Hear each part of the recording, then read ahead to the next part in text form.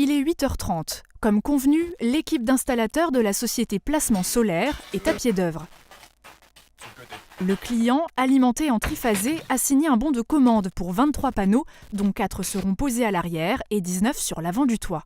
En théorie, l'installation terminée devrait produire 8600 kW annuels, soit un tiers de la consommation annuelle de cette maison à 2 appartements, totalisant 200 m² habitables. D'après le site Agathe Météo, la Moselle bénéficie de quelques 1600 heures d'ensoleillement à l'année.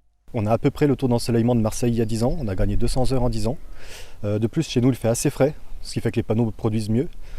Du coup, il est plutôt rentable de mettre du photovoltaïque, surtout avec le tarif actuel d'électricité et les augmentations qui arrivent. Chaque panneau a une capacité de production de 400 watts. Dans le cas d'une maison installée en monophasé, le maximum de production autorisé est de 6 kW, ce qui correspond à 15 panneaux. En triphasé, on peut aller à 9 kW. C'est le cas de l'équipement d'aujourd'hui. Mais quelle est la durée de vie des panneaux ? La loi oblige à avoir un rendement de 80% au bout de 20 ans. Donc tous les panneaux ont cette loi, ce rendement. Et de plus, la plupart des panneaux donneront au moins 90% au bout de 25 ans. L'installation va s'autofinancer à travers l'économie réalisée. Elle rapportera de l'argent au mieux au bout de 8 ans. Alors qu'en est-il du démarchage dont nous sommes tous confrontés et qui va parfois jusqu'à annoncer une installation à 1 €? Donc c'est du faux.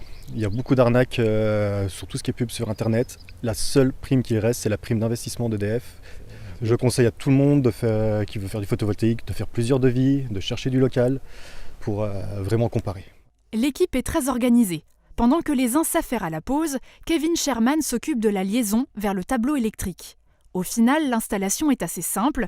Les panneaux sont installés en surface, fixés sur la charpente. Chaque panneau est relié à un micro-onduleur qui transforme le courant continu en alternatif. Donc ça va être grâce à la passerelle qui est ici. Donc c'est une Envoy Meterhead.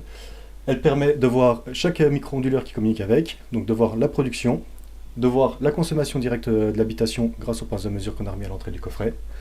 Et elle fait aussi la différence, donc de permettre de voir son autoconsommation et ce qui est revendu en surplus. À 13h, l'installation est déjà opérationnelle et le soleil fait déjà son œuvre.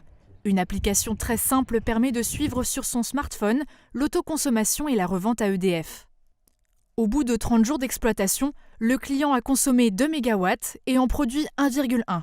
Une opération qui conjugue admirablement écologie et économie.